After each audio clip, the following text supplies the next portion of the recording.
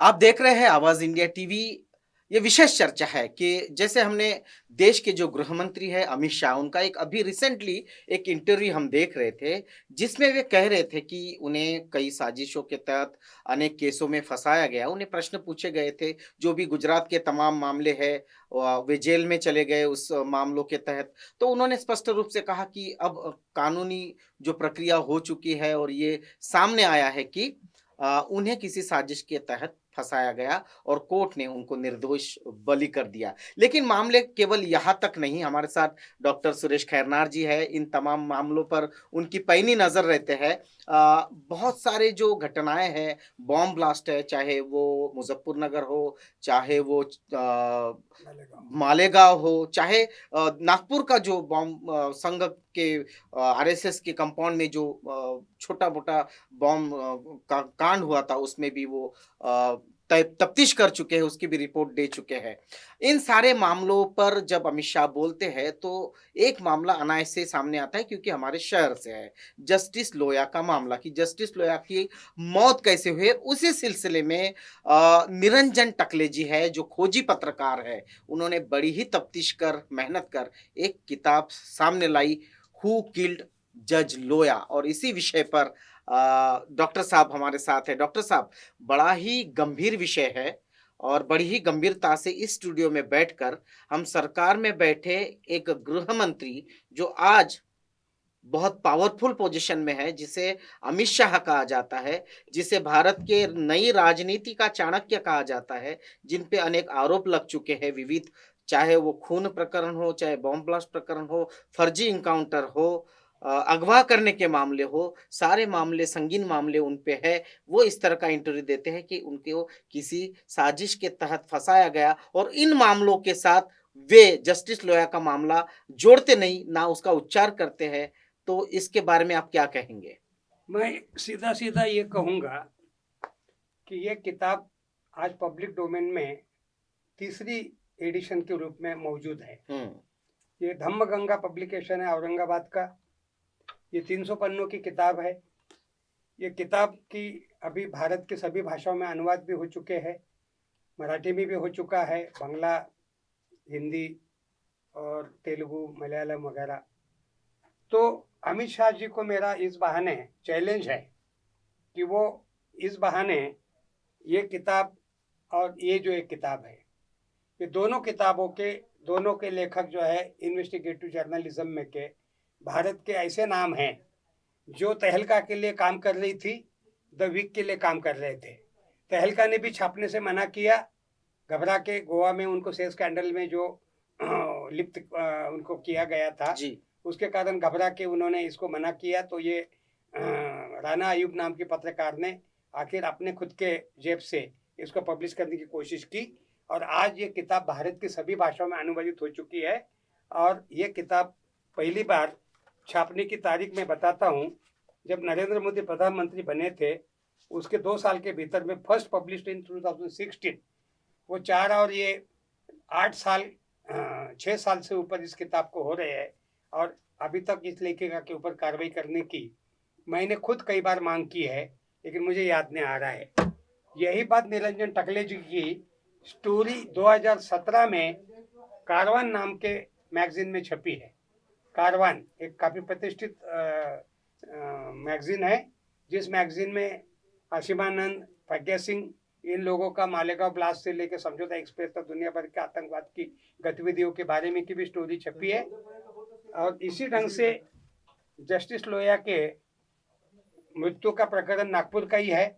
हम जहाँ बैठे यहाँ से कुछ चंद कदमों की दूरी पर का मामला है। रवि भवन से लेके रविनगर चौक से लेके ये पूरा जो इलाका है, ये सब के सब हमारे अपने वॉकेबल डिस्टेंस में के स्टूडियो से फासले में की कहानियां हैं। और इस बारे में जो निरंजन टकले ने 300 पन्नों में लोया के गांव से लेके लातूर जिले में का एक छोटा सा देहात से लेके नागपुर में 3-4 बार आए हैं, क्यों निरंजन टकले के ऊपर इतनी बार हमले किए गए, फिजिकली हमले किए गए नागपुर शहर में भी, क्यों उनके पीछे लोग लगाए गए थे और वे कौन थे। और इसके बाद निरंजन टकले ने जब ये सब बातें यहाँ लिखी है, जस्टिस लोया की मृत्यु संशयास्पद स्थिति में है ये उनकी जो बहन है अनुराधा बियानी, जो धुलिया के सिविल अस्पताल में डॉक्टर थी, और उन्होंने खुद दोबारा पोस्टमार्टम की मांग की थी।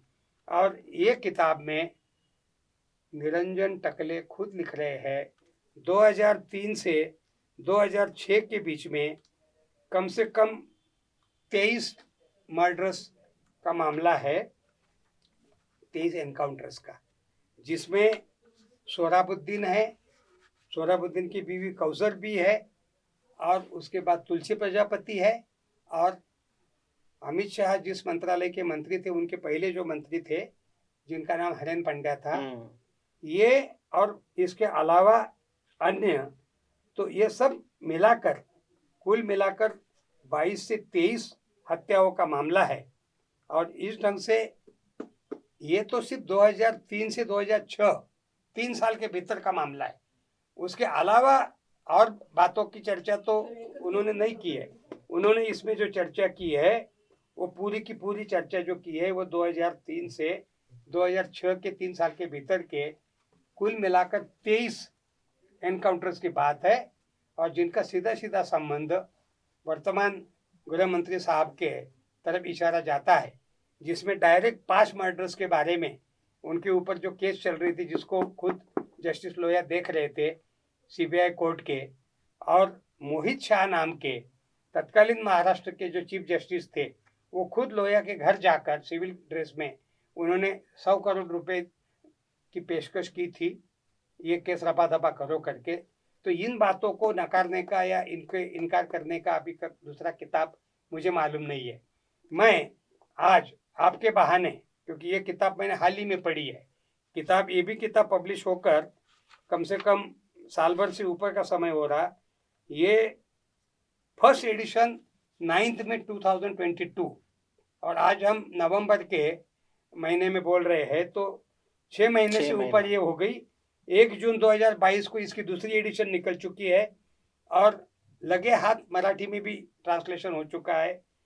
और ये किताब आज पब्लिक डोमेन में मौजूद रहने के बावजूद 6 महीने के ऊपर अमित शाह जी अगर अपने आप को दावा कर रहे हैं कि ये सब साजिश का भाग था, तो ये किताब में जो इन्होंने इन्वेस्टिगेशन किया है, नागपुर से लेके लातूर से लेके मुंबई से लेके दुनिया भर के जगह पर, और जिस ढंग से जस्टिस लोया को नागपुर लाया गया, कोई कुलकर्णी और मोडक नाम के जुडिशरी में के लोग थे, वो लोगों ने ऐन समय पर, लोया की फैमिली को भी पता नहीं, लोया को 29 नवंबर, हम नवंबर में बात कर रहे हैं, आज मैं गलत है तो 24 नवंबर है, आने वाले 29 नवंबर को 5 दिन के बाद में इस घटना को, कम से कम ये 2014 की घटना है, तो आज 8 साल होने जा रहे हैं,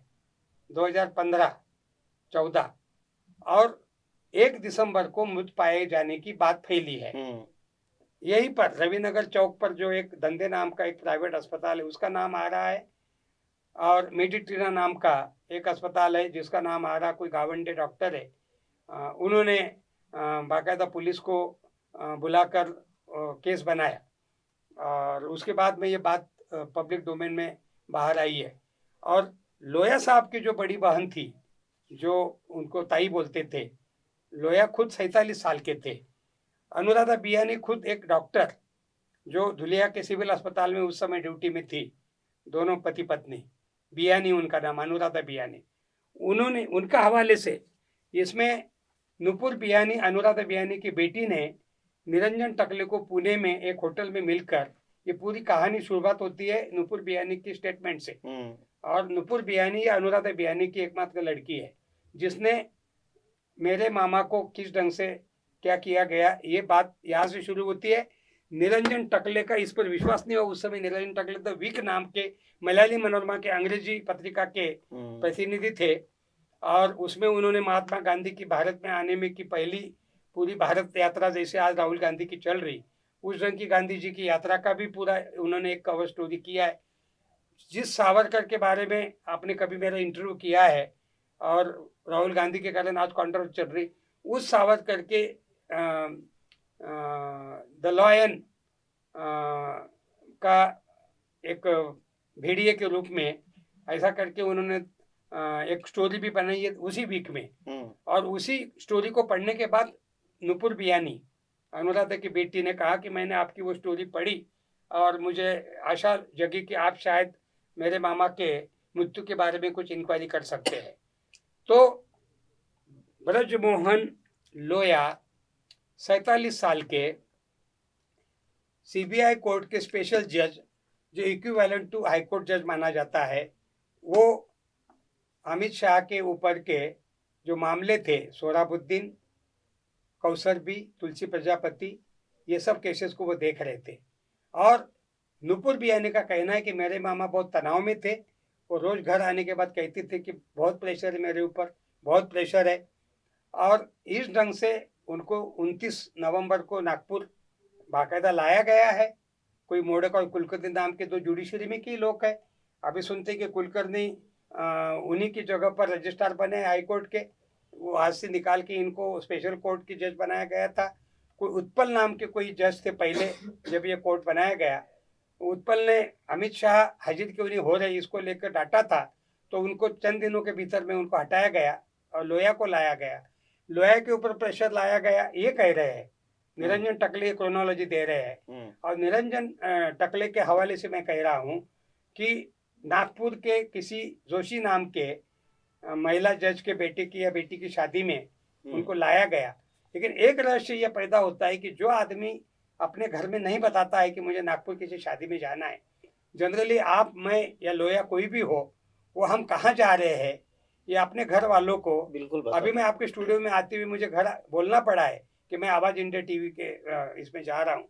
तो लोया साहब नागपुर शहर में मुंबई से आ रहे हैं, एक हाईकोर्ट रैंक का जज है, और जिसको आखिर में अपने को घर को फोन करके बोलना पड़ता है कि मेरा सामान, मेरी बैग बना के किसी नौकर के हाथ से भेज दो वीटी स्टेशन के ऊपर। और दुरांतों से ये 30 नवंबर को नागपुर आते हैं, शादी में की जो भी स्वागत समारंभ है उसमें भाग लेते हैं, खाना खाते हैं। और उसके बाद में रात में का ये 30 नवंबर का मामला है, और मैं गलत नहीं तो 30 नवंबर शायद आखिरी दिन है इस महीने का। और 1 दिसंबर को उनके मारे जाने की या मरने की बात सामने आती है। और इसी नागपुर में पोस्टमार्टम भी जीएमसी में, गवर्नमेंट मेडिकल कॉलेज में, जिसमें जाकर निरंजन टकले ने बाकायदा पोस्टमार्टम रिपोर्ट्स और दुनिया भर के डॉक्यूमेंट्स कलेक्ट किए हैं, एफआईआर रिपोर्ट्स कलेक्ट किए हैं, इंक्वेस्ट पंचनामा कलेक्ट किया है। ये सब बातों का जो भी कागज जो लगते हैं, ये सब चीज़ें नत्थी किया है, क्योंकि एक इन्वेस्टिगेटिव जर्नलिज्म करने वाले का ये काम होता है। तो उन्होंने पक्का बंदोबस्त करके नागपुर में कम से कम 3 से 4 बार उन्होंने चक्कर काटे हैं, और यहाँ आकर ये सब डॉक्यूमेंट्स कलेक्ट कर करके इन्होंने ये पूरी जो स्टोरी जो लिखी है, ये निरंजन टकले है जी। और इन्होंने ये पूरी 300 पन्ने की ये किताब है, 6 महीने से ऊपर हो गया पब्लिक डोमेन में आके। और इस किताब को पढ़ने के बाद में 2022 में मैंने दर्जनों किताब पढ़ी होंगी, लेकिन ऐसी हैरान करने वाली किताब मैंने नहीं देखी है। इसलिए मैं आज आवाज इंडिया के बहाने मैं ये मांग कर रहा हूँ, क्योंकि इस किताब के बहाने बहुत संगीन सवाल हमारे देश के सबसे बड़े पद पे बैठे हुए, प्रधानमंत्री के बाद का लगभग 2 नंबर का पद होता है।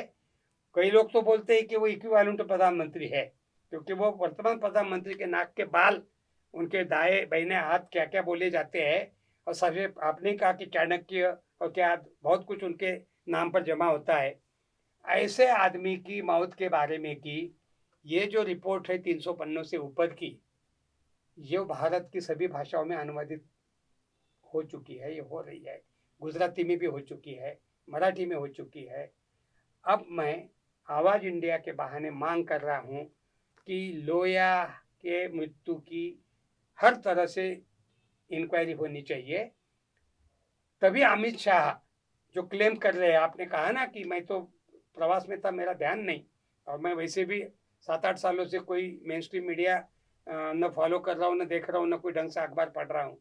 तो मैं फिर इस बहाने मांग कर रहा हूँ आज कि दूध का दूध पानी का पानी हो जाए, क्योंकि नागपुर शहर का संबंध है, जहां पर आरएसएस का हेडक्वार्टर है, जहां पर डॉक्टर बाबा साहब अम्बेडकर ने बुद्धिज्म का स्वीकार किया है, दीक्षा भूमि है। सत्य को लेकर गौतम बुद्ध के वचनों का बाबा साहब ने बार बार उद्धार किया है। 21 शपथ 22 शपथ। उन्होंने जो देने की जो यहाँ कोशिश की, जो शपथ के ऊपर एक मंत्री को अपना मंत्री पद त्यागना पड़ा है, ये भी हमारी इस देश की विदारक वास्तविक स्थिति है। मैं ऐसे शहर से बोल रहा हूँ। बिल्कुल, मैं आपको रोकूंगा क्योंकि ये सारी कानूनी प्रक्रिया है, ये न्यायिक प्रक्रिया है और एक जस्टिस जो न्यायपालिका में सच के बाजू में खड़ा होता है, गंभीरता से खड़ा होता है और वो किसी एक बड़े पद के जो मंत्री है या चाणक्य कहे जाते हैं या आरएसएस से बीजेपी से जुड़े हुए बड़े नेता, गद्दावर नेता है, उनके मर्डर की केस की इन्वेस्टिगेशन कर रहे हैं और संदिग्ध रूप में उनकी मौत हो जाती है। फिर भी यहाँ का कोई भी इन्वेस्टिगेशन एजेंसी उस पर गंभीरता से इन्वेस्टिगेशन नहीं करता है। किसी भी प्रकार का हाई कोर्ट के जज या सुप्रीम कोर्ट के जज खुद होकर इस पर संज्ञान नहीं लेते और निरंजन टकले जैसे एक खोजी पत्रकार को आना पड़ता है। तो ये सारी व्यवस्थाएं हम इस देश में देख रहे हैं क्योंकि हम हमारे नेशनल लोगों के नीचे सत्यमेव जयते लिखते हैं। तो और कई बार मोदी जी भी और अमित शाह भी इसका उच्चारण करते हैं कि सत्यमेव जयते, सत्य की विजय हो। लेकिन बोलना और करनी, इसमें जो फर्क दिख रहा है, इस पर क्या कहेंगे? इसमें आप जो कह रहे हैं उन सब बातों का ड्रामा के तौर पे इस्तेमाल किया गया है। बॉम्बे हाईकोर्ट ने भी सो कॉल्ड पीआईएल दाखिल की गई और साइमल्टेनियसली सुप्रीम कोर्ट में भी सो कॉल्ड पीआईएल दाखिल की गई और दाखिल ली गई और उसके ऊपर बाकायदा कार्रवाई हुई और उसी को केस देने को लेकर 4 जजेस की प्रेस कॉन्फ्रेंस का न्यूज आपने याद किया होगा। वो 4 जजेस भारत की जुडिशरी के इतिहास में पहली बार जस्टिस चलमेश्वर के घर के सरकारी क्वार्टर के आंगन में आते हैं, मीडिया से रूबरू मीडिया को बुलाकर लोया के मर्डर की केस की जो बेंच बोलते हैं, जो देने का जो प्रिविलेज होता है चीफ जस्टिस का, उस समय के जो चीफ जस्टिस थे मिश्रा जी, उनके बारे में की और उसके बाद में कि दोनों तीनों लोग बाद में चीफ जस्टिस भी बने, उनके ऊपर बाकायदा और उसमें ये शामिल भी थे उस प्रेस कॉन्फ्रेंस में। और लोया की केस को बांटने को लेकर या बेंच को देने को लेकर ही वो विवाद था, क्योंकि अंत में पत्रकारों ने पूछा कि आप लोगों का इशारा क्या है, किस बात को लेकर आप लोग बोल रहे। तो गोगोई जो बाद में चीफ जस्टिस बने, वो भी उन 4 जजों में से एक थे और गोगोई के मुंह से निकला है कि यस, जस्टिस लोया के हत्या के केस के बारे में कई हमारा मुद्दा है। लेकिन आश्चर्य की बात है, वही गोगोई बाद में चीफ जस्टिस बनते हैं, वही गोगोई बाद में राज्यसभा में राष्ट्रपति की तरफ से मनोनीत किए जाते हैं 6 महीने के भीतर। ये सब पूरा मामला रहस्यमय है। और सबसे रहस्यमय बात, लोया की मृत्यु के समय भारत के जुडिशरी के 20 लोग यहाँ पर मौजूद थे इनके शव के पास में, जिसमें सुप्रीम कोर्ट के भी जज थे, हाई कोर्ट के भी जज थे और धक्कादायक बात, महाराष्ट्र के चीफ जस्टिस भी मौजूद थे। 20 जुडिशरी के जिम्मेदार लोग यहाँ हाजिर थे। और सबसे संगीन बात, निरंजन टकले ने उसके बाद नागपुर में, जिसके आप लोगों ने न्यूज नहीं देखी न पढ़ी, जिनका आप नाम ले रहे हैं, जिससे आपने मेरे इसकी शुरुआत की है इंटरव्यू की, वो नागपुर में 4 दिन यहाँ रवि भवन में खुद आके रहे हैं, अमित शाह। और रवि भवन के रिकॉर्ड के हवाले से ये रिकॉर्ड कहीं नहीं दिख रहा है। ये रिकॉर्ड इसमें दिया हुआ है, अमित शाह भारतीय जनता पार्टी के राष्ट्रीय अध्यक्ष के तौर पे तारीख और दिन बाकायदा दिया हुआ है और वो यहाँ पर हाजिर थे और उनके हाजिर होने के रवि भवन के जो सारे प्रमाण हैं, जो रजिस्टर होता है जी, वो रजिस्टर के पन्नों की फोटो देकर दावा कर रहे हैं। और उनको मिलने वाले लोगों में आपको धक्का लगेगा, जो अभी अभी कुछ दिन पहले चीफ जस्टिस पद से जो निकले हैं और जस्टिस चंद्रचूड़ बने हैं जी, वो ललित साहब, शरद बोबड़े। हम्म, और सबसे संगीन बात, निरंजन टकले बोल रहे हैं, लिख रहे हैं, इनके नाम भी दे रहे हैं, सीबीआई का वो ऑफिसर जो अमित शाह की इन हत्याओं के मामले में या इन केसेस के बारे में इंक्वायरी कर रहा था, वो ऑफिसर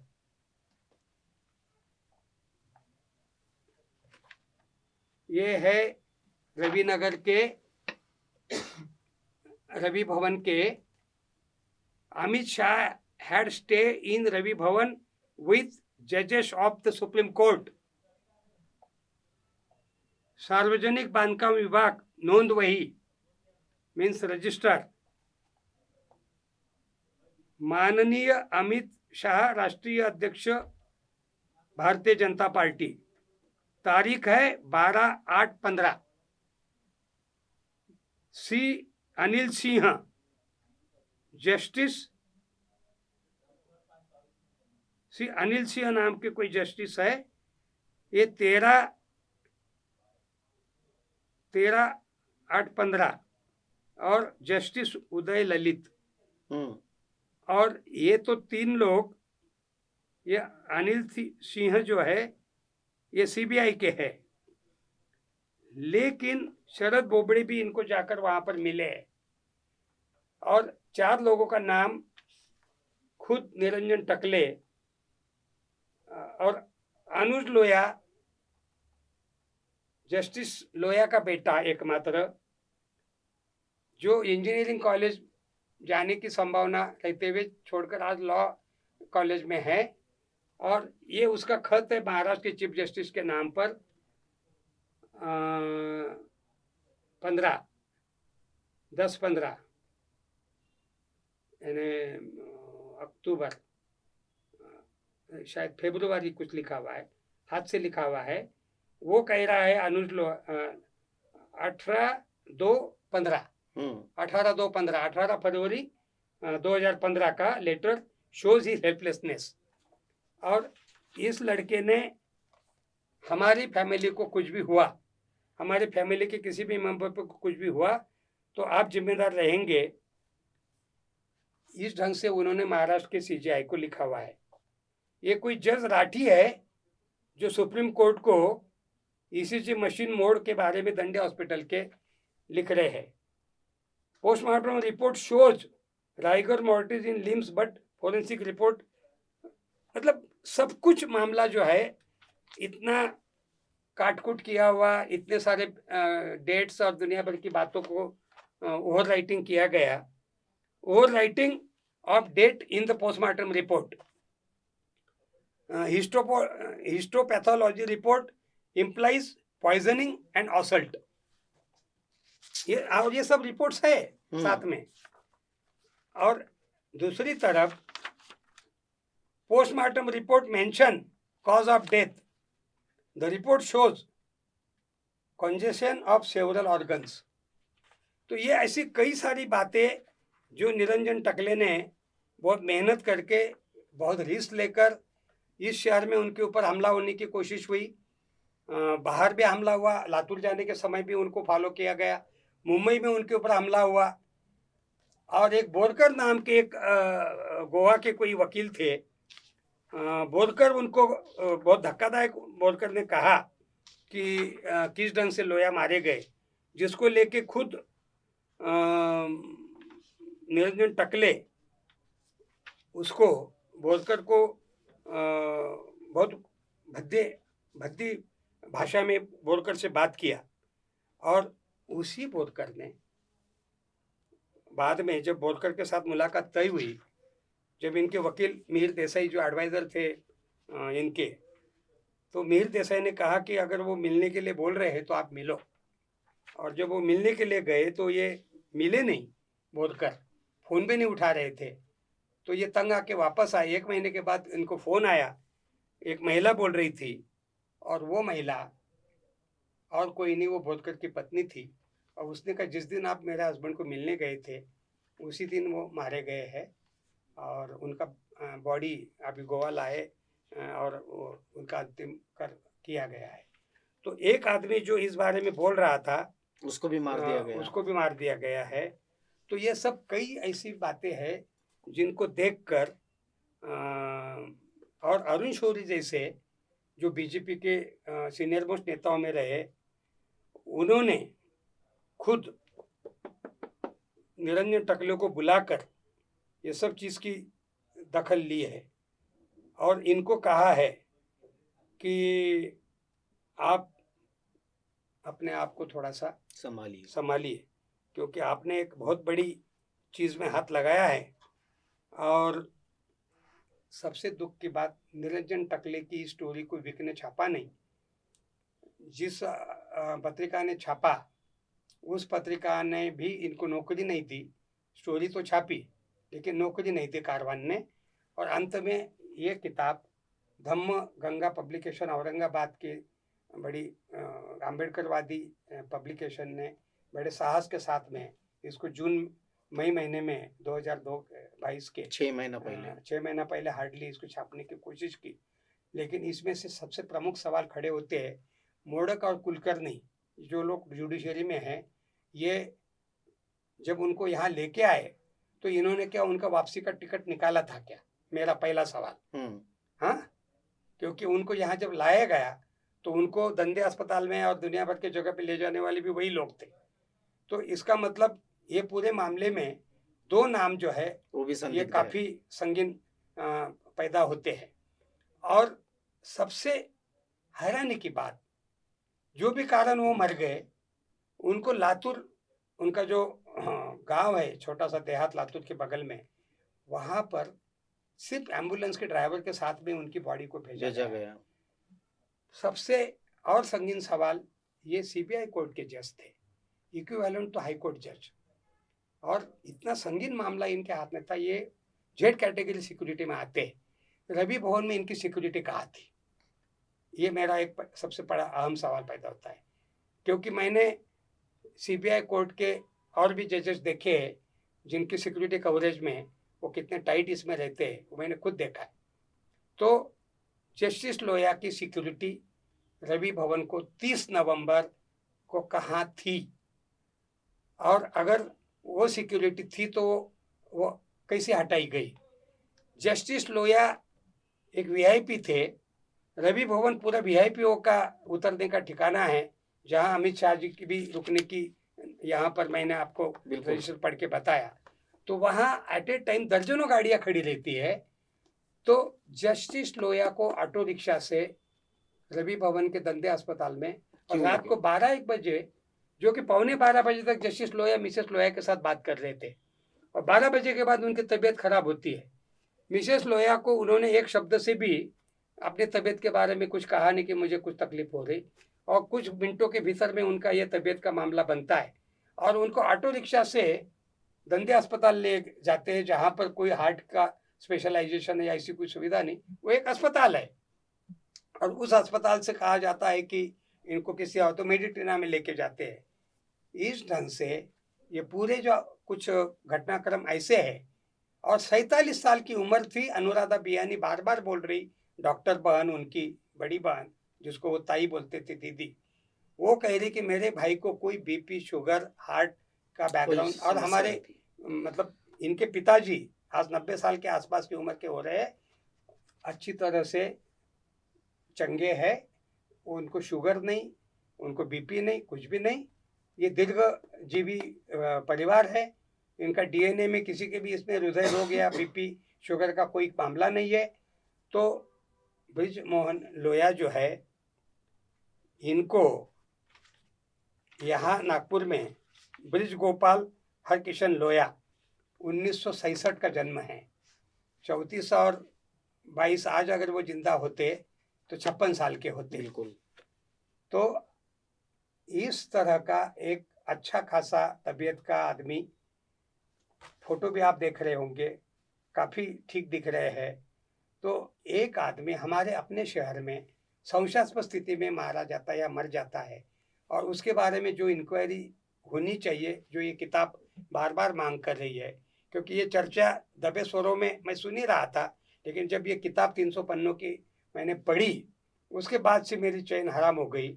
और इस किताब के बहाने मैं आवाज इंडिया का आज इसीलिए मैं मांग कर रहा हूं कि हो सकता है कि अमित शाह का मामला वो कह रहे वैसा भी होगा, लेकिन प्रॉपर जांच किए बगैर, क्योंकि सोहराबुद्दीन के भाई ने सुप्रीम कोर्ट को लेटर लिखा हुआ है और सुप्रीम कोर्ट ने इसीलिए संज्ञान लेकर सोहराबुद्दीन के केस का मामला बनाया था, कौसर बी का, तुलसी प्रजापति का। और ये तो 23 हत्याओं की बात कर रहे हैं, एनकाउंटर्स की बात कर रहे हैं। तो ये सब के सब मामले जो है ये बहुत ही कई सवाल पैदा करते हैं कि यहाँ से बॉडी अकेली गोटे गांव, उनके गांव का नाम है जो लातूर के बगल में है, वहाँ पर क्यों भेजी गई। यहाँ भेजने वाले जो कोई लोग थे जिन्होंने फ़ोन किया, उसकी टाइमिंग्स भी बहुत गड़बड़ है। कोई 5 बजे फ़ोन करके बोल दिया कि बॉडी भेजी गई है, कोई बोलता है कि अभी अभी उनकी डेथ हुई है। कई सारे ऐसे सवाल निरंजन टकले ने बहुत मेहनत करके इसमें से खड़े किए हैं कि हमारे देश के जुडिशियरी में के और बहुत संवेदनशील मामले को डील करने वाले एक जज की, और सबसे संगीन बात उनके बाद में बीएम गोस्वामी नाम के जो जज लाए गए या जिनको ये जिम्मेदारी दी गई, 15 दिसंबर को वो बहाल हुए और 17 दिसंबर को उन्होंने अमित शाह को एक्विटेड कर दिया, छोड़ दिया। जो अमित शाह एक भी दिन कोर्ट में गए नहीं। जब से ये सीबीआई स्पेशल कोर्ट बनाया गया, उत्पत नाम के पहले जज बने, ये 2 नंबर के बने, और 3 नंबर के गोसावी साहब ने 15 दिसंबर को चार्ज हाथ में लिया। 10,000 पन्नों का चार्जशीट है, उसको कितना समय लग सकता पढ़ने का आप ही कल्पना कीजिए। 1,000 से 100 के ऊपर कॉल रिकॉर्ड्स है जो गुजराती में है, उनका ट्रांसलेशन मराठी या अंग्रेजी में कितना समय लग सकता है।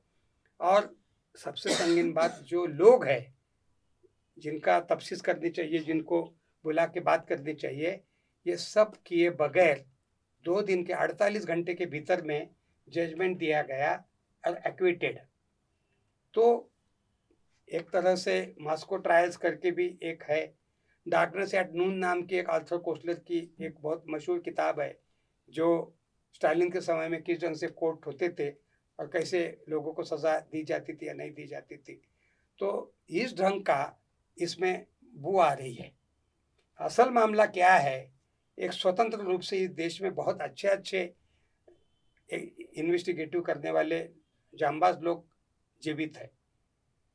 मैं तो मांग करूंगा कि रिबेरो साहब आज भी काफ़ी उनकी तबीयत ठीक ठाक है, सुरेश खोपड़े है, मुशर्रफ साहब है, बहुत सारे हैं, कोलसे पाटिल है, कई ऐसे एक्स्ट्रा ऑर्डिनरी लोग हैं, जुडिशरी में के भी लोग हैं कि जिनके द्वारा इस पूरे मामले की अच्छे से जांच होनी चाहिए और दूध का दूध पानी का पानी होना चाहिए। अन्यथा इतने संगीन आरोप जिनके ऊपर है, ऐसे लोगों के हाथ में इस देश की लॉ एंड ऑर्डर की जिम्मेदारी रहना 140 करोड़ लोगों के जान माल का सवाल है। कैसे कैसे लोगों के हाथ में देश का गृह मंत्रालय या रक्षा मंत्रालय या प्रधानमंत्री का पद अगर इस ढंग से विवाद में है, क्योंकि ये सब बातें इन सब किताबों के कारण लोगों के मनों में पैदा होती है। एक तो इन लोगों के ऊपर कार्रवाई अभी तक क्यों नहीं की गई, इनके बारे में मैं मांग कर रहा हूं, क्योंकि इस किताब के भी बारे में मैंने पहले भी कई बार 50 बार कहा है, 100-200 बार कहा है, और इस किताब के भी बारे में कहूँगा कि अगर अमित शाह का या भारतीय जनता पार्टी का या संघ परिवार का दामन अगर साफ है तो वो निष्पक्ष जांच करके दूध का दूध पानी का पानी करे तो हम विश्वास रखेंगे। अन्यथा सत्यमेव जयते, ये जो हमारा मोटो है उसका मजाक उड़ाने जैसी बात हो जाएगी। बिल्कुल। और बहुत संगीन बात है, इसलिए आवाज़ इंडिया पर आज आने की एक वजह मेरी ये किताब पढ़ने के बाद से मेरी खुद की नींद आराम हो गई है, क्योंकि बहुत संगीन बात है कि हमारे जिस शहर में हम रह रहे उसी शहर में अगर एक हाईकोर्ट रैंक का जज, और वो भी इतने संगीन मामले देखने वाला, मरता है, और उसके मरने को लेकर अगर इतना बड़ा विवाद है, और उसके बाद में फैमिली के ऊपर प्रेशर डाल के उनके मुंह से कहलवा गया है, वो तथाकथित प्रेस कॉन्फ्रेंस का सीन भी हमने देखा है कि कितनी डरी हुई थी फैमिली की मंडली और क्या बोल रही थी।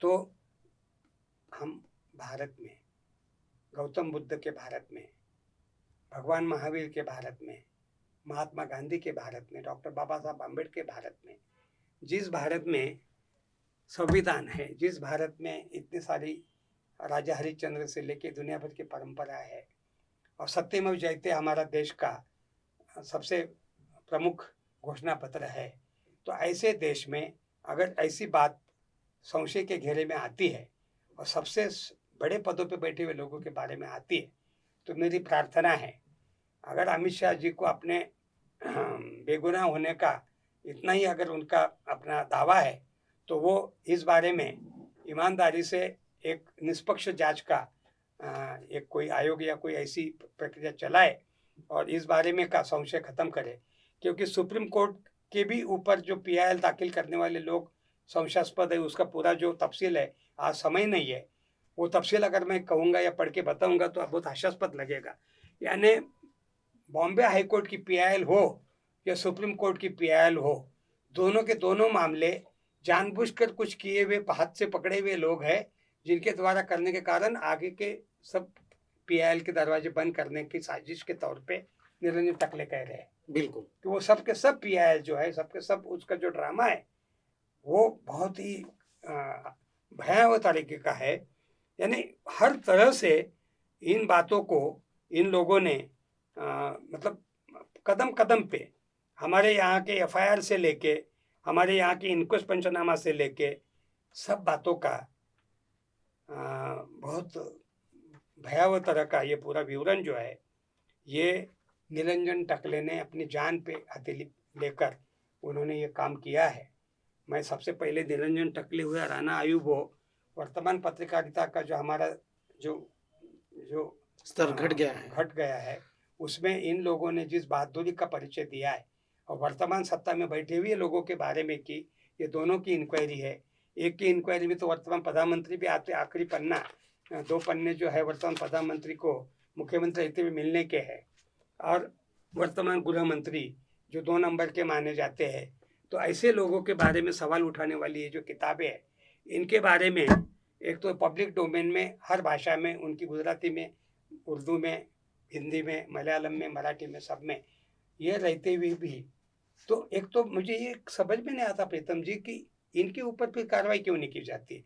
अगर ये लोग इतने सच है, आप ही ने कहा कि अमित शाह जी ने किसी टीवी पर दावे के साथ कहा कि मैं पूरा निर्दोष, तो फिर ये सब चीजें इसके बावजूद भी जो चर्चा है जो चल रही है, इनके बारे में दूध का दूध पानी का पानी होना चाहिए। और सबसे धक्कादायक बात, संघ के लोगों का नाम आ रहा है, लातूर से लेकर नागपुर तक के संघ के कुछ लोगों के नाम आ रहे हैं। तो कोई राठी नाम का है, तो कोई और नाम के है। तो इस ढंग के लोग सतत इसको फॉलो कर रहे थे। लोया के जो टेलीफोन थे वो जब वापस किए गए 2-3 दिन के बाद में वो पूरे ब्लैंक थे, सब उनका डाटा वाटा डिलीट किया हुआ था। क्यों, किस लिए ये किया गया? लोया के कपड़े जो परिवार ने को जो दिए गए, वो देखकर, उनका चश्मा टूटा हुआ देखकर और कई बातें देखकर उनकी बहन को काफ़ी कुछ संशय आया हुआ है। तो ये सब कुछ चीज़ें ऐसी है कि जिनके बारे में सवाल खड़े होते हैं। और एक जज के बारे में अगर ऐसा हमारे देश में होता है, तो 140 करोड़ की आबादी के देश में आम आदमी की जान की क्या बात है। बिल्कुल, ये 135 करोड़ का देश, 140 करोड़ का देश, जिसका ब्रीद वाक्य है सत्यमेव जयते, और सारी परिस्थितियां आपके सामने है। जिस तरह से निरंजन टकले जी, जिस तरह से राणा आयुब जी, इन्होंने जान पर खेलकर ये सारी बातें सामने लाई है। इस देश में इतनी बड़ी बड़ी इन्वेस्टिगेशन एजेंसीज है, एक साधारण से खोजी पत्रकार को सत्य मालूम होता है, लेकिन इस देश की बड़ी बड़ी इन्वेस्टिगेशन संस्थाओं को सत्य मालूम नहीं होता, या होता है तो वो पब्लिक डोमेन में नहीं आता, वो सामने नहीं आता। इस पूरे मामले में जुडिशरी भी कटघरे में खड़ी होती है। और जब हम कहते हैं कि सत्यमेव जयते, बुद्ध भी कहते हैं कि जिस तरह से सूरज और चांद नहीं छुप सकता, उस तरह से सत्य भी नहीं छुप सकता।